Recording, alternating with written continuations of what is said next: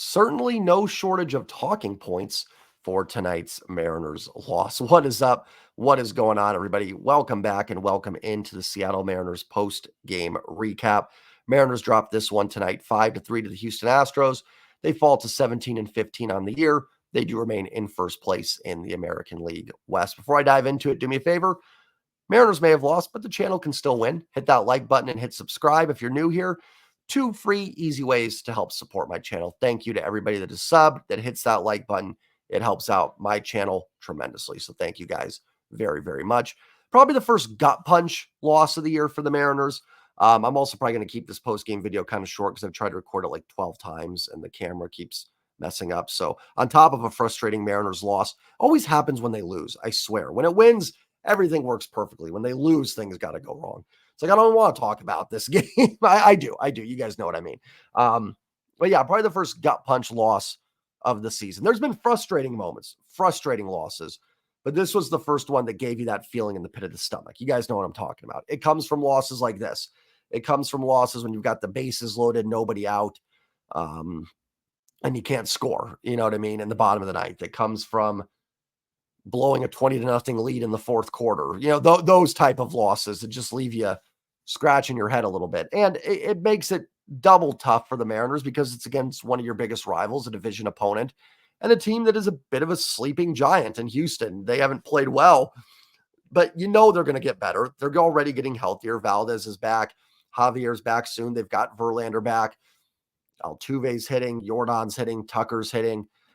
Jeremy Pena's broken out a bit this year. So you know they're going to get back into it. Not that the Mariners winning tonight would have like buried that or anything, but every win you can get against them is going to help, you know, keep them further back.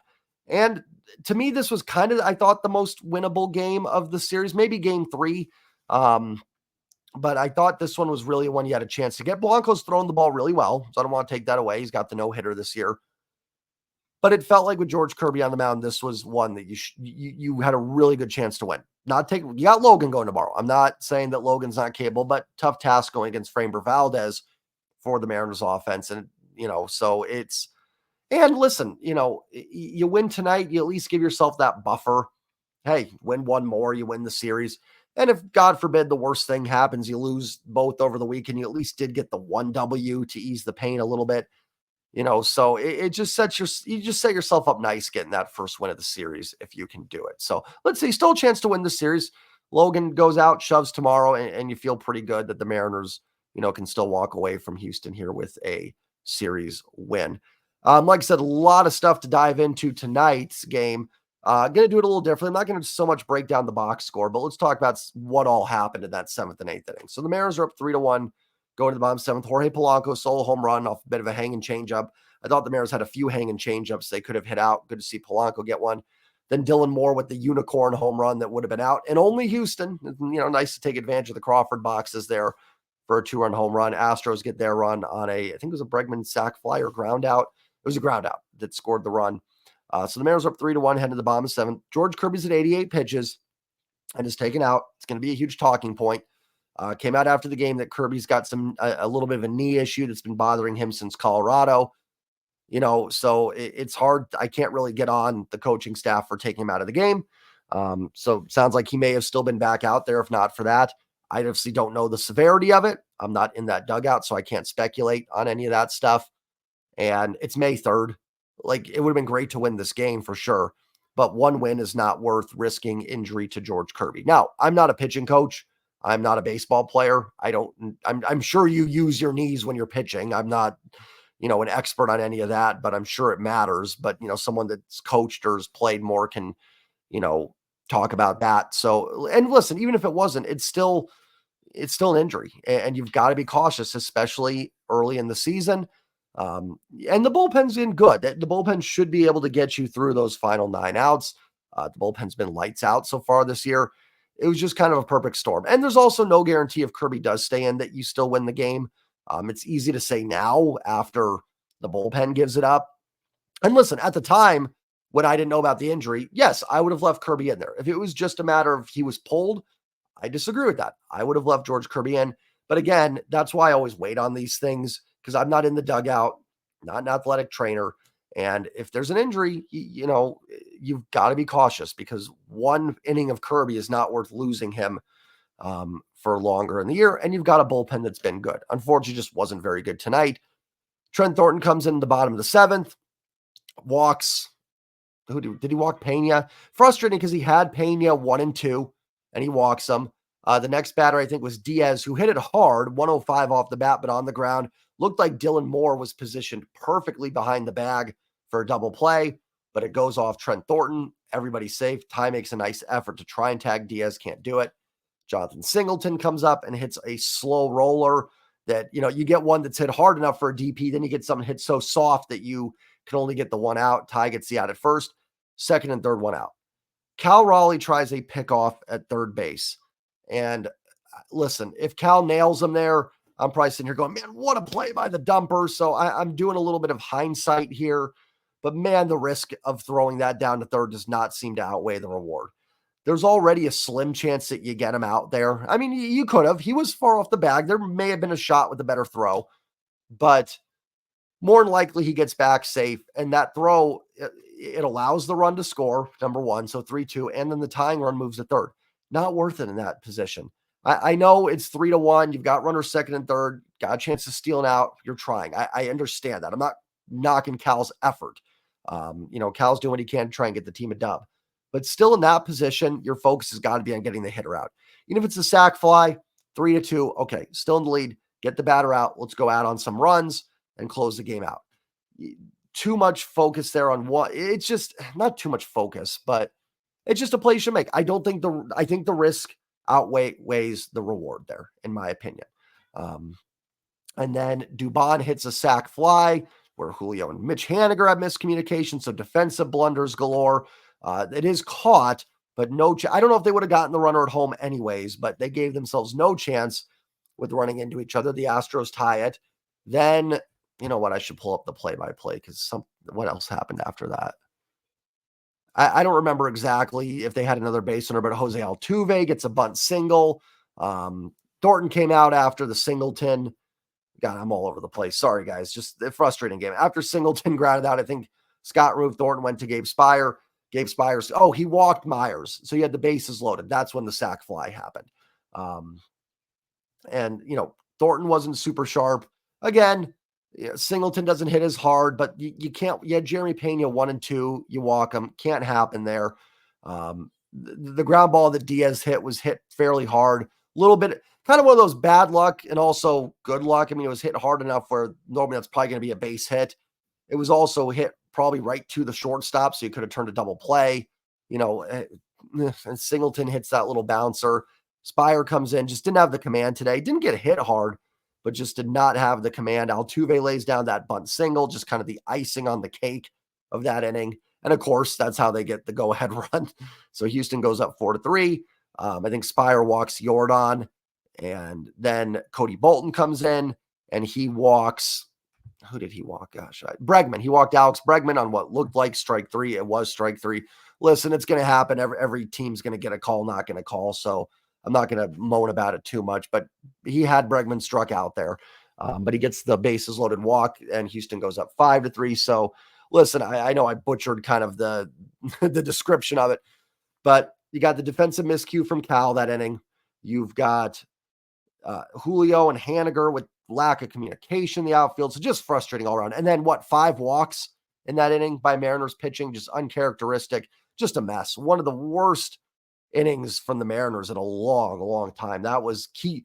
Cue up the Keystone Cop music when you have an inning like that. Just really, really rough. And the frustrating thing was, and I don't mean this as a dig at the Astros, they drew their walks and did what they needed to do. Outside of that Diaz grounder, there was nothing hard hit. Like, listen, if it was 3-1 and Jordan Alvarez came up second and third and took Spire deep, listen, it's still frustrating. That's what Jordan Alvarez does. You tip your cap, but it was just self-inflicted wounds and putting guys on with free passes. Now, like I said, the Astros deserve credit for getting those walks. And like I said, Diaz hit his ball hard. So it goes both ways, but just really, really frustrating. And it felt very self-inflicted. I didn't think Cal needed to make that throw. I will always say easy in hindsight to say that. If he nails the runner, we're probably not saying that. I'm probably talking about, oh, it's big because you get that lead runner and now you just need the next out and you're out of the inning still 3-1. So I get it. I'm probably being a little Monday morning quarterback on that one. But man, it just does not seem worth the risk there. It just doesn't. That run doesn't, I mean, it matters because it cuts it to 3-2, but it doesn't. At that point, you're late enough in the game where it's get the hitter out. And let's, if it goes 3-2, it goes 3-2. Then to the top of the eighth, just when you thought the Mariners might be dead, they show a little life. You get the base hit from Josh Rojas, who just continues to be amazing. Julio with the base hit into right field, and then a wild pitch. And you've got second and third, nobody out. Chance to tie this game up. Don't even need a hit, potentially. Potentially a couple sac flies could do the trick. Jorge Polanco stares at a fastball at 95 that looked a pitch like that. It looked like a pitch that he could drive. I'm not going to get on Polanco too much. He had the home run tonight, so it is what it is there, but strikes out. Then Mitch Haniger comes up and hits a soft fly ball into right field. Rojas is at third, Julio's at second. So let's talk about this play for a second. Was not hit very deep. Tucker's got a pretty good arm. Manny Acta holds Rojas. Rojas does get down the line a little bit. It looked like maybe he was going, but then is held up. And then Julio is running to third. Head down, just running to third. And you even see, I knew right away because you see Josh Rojas going like this. I'm like, oh, Julio took off. And ends up being a double play because Rojas has to come home. For a second there, I actually thought the Astros threw the ball away. I thought maybe we'd catch a break, but that didn't happen. That's on Julio to me. I know some people are getting on Manny Acta for that. I know Manny's had his blunders, but to me, that's not on. I don't understand how that's on Manny. I don't think it's on Manny. Like, I shouldn't say I don't understand. Like, I'm sure someone can explain maybe where it is, but to me, that's not on Manny Acta. I wouldn't have sent Rojas there either. Another one where the risk to me does not outweigh the reward. Rojas's run to an extent does not matter. Now, I shouldn't say it doesn't matter. You're still in the eighth inning with another inning, so it does matter. You want to try and cut that lead. But, it matters less in the eighth than it, excuse me, does maybe in the third inning. We're still trying to chip away. At this point, the run you need to get home is Julio out at second base. And if you're, even if you're like 70% sure Rojas might be safe there, probably wise not to send him in that situation. And then you let Cal Raleigh come up and have a crack at it. That's what you're looking for. You feel like this is your chance right here to tie the game up. And to get a runner thrown out at home down by a run, to get a runner thrown out at home that's not even the tying run, I don't think is a smart decision there. So I have no problem holding Josh Rojas. Julio's got to pay attention. He's got to see that he's just running, and it can't happen. It's a mental error. I love Julio. That is a mental error that just can't happen. Too much Keystone Cop moments tonight for the Mariners. I mean, we just talked about a few of them that self-inflicted wounds. The walks, frustrating, but that's baseball. Sometimes you're just not going to have your command control. Spire clearly didn't have it today. I thought Thornton's sweeper actually looked really good. There was a little Babbitt, stuff that happened to him, but the real crucial one for Thornton was walking Jeremy Pena when he had him 1-2.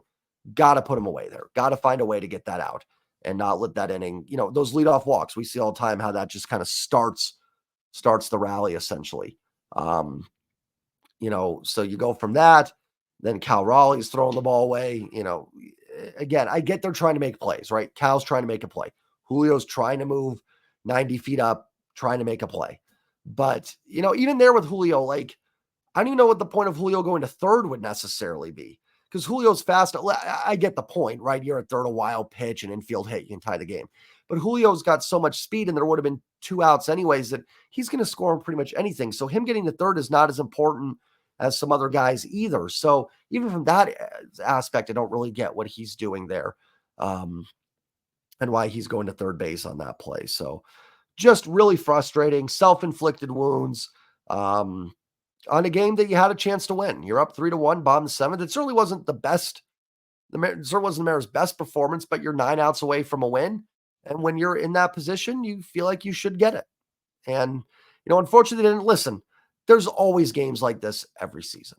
Every season, every team is going to lose 3 or 5 heartbreakers, 3 to 5 heartbreakers, maybe more, maybe less. Maybe you're lucky you'll lose less. But for the most part, every team's going to have that happen to them. The Mariners are going to steal some from other teams. We've seen it, right? The Atlanta Braves game. Braves are 3 outs away from a win. Mitch Garver knocks them off. That's a tough loss if you're a Braves fan, right? So, and this wasn't quite that bad for the Mariners. This was in the 7th inning, but every team does have a loss like this. It is frustrating because against the Astros, against an AL West team, um, I think as Mariner fans, we kind of we always anticipate that other shoe dropping a little bit. So we maybe don't have quite the confidence that a Braves fan would have that our team will bounce back. And I get that. I totally do. But you are going to have games like this. You're going to have some brutal losses. It's going to happen again. Hopefully not tomorrow, but you're going to lose another game like that. It's baseball. There's 162. That's too many games to not have weird things happen. What you hope for is that it evens out. And for all the losses you have like this, you have multiple games that you win like this as well. Dust it off. Come back tomorrow. Logan Gilbert on the mound. Tough matchup with Framber Valdez. But you still got a chance to win this series. Still got a chance. You're still in first place. I know it's May 3rd, but listen, every day that goes by, you're in first. It is a positive in my opinion. So, I'll keep mentioning it until they're not. Then we'll talk a little bit, but they are still in first place. Oakland's catching up. The pesky Oakland A's. But a pretty brutal 7th, 8th inning. And none of this, guy, and none of what I'm telling you this was like, oh, these losses happen, is trying to make excuses. That's a bad loss. That's a bad loss for this team, especially against an Astros team that, like I said, you're not trying to bury, but you don't want them to sweep you and then, boom, that they're rejuvenated with new life here if they can find a way to get the sweep or win 2 out of 3. So it's frustrating. I'm not, and it hurts. I'm not trying to tell you guys not to, feel some pain there, but it does happen. It does. And the Mariners are not alone. They're not the only team that's lost a game like this. This is not like, oh, typical Mariners. I mean, it can be, it's typical Mariners, but it's not something that doesn't happen to everybody. So we'll see, hopefully George Kirby's okay. And it's just something they're just being cautious with. Like I said, in terms of that decision, if you guys want to debate it in the comments, go for it. I'm not going to stop you.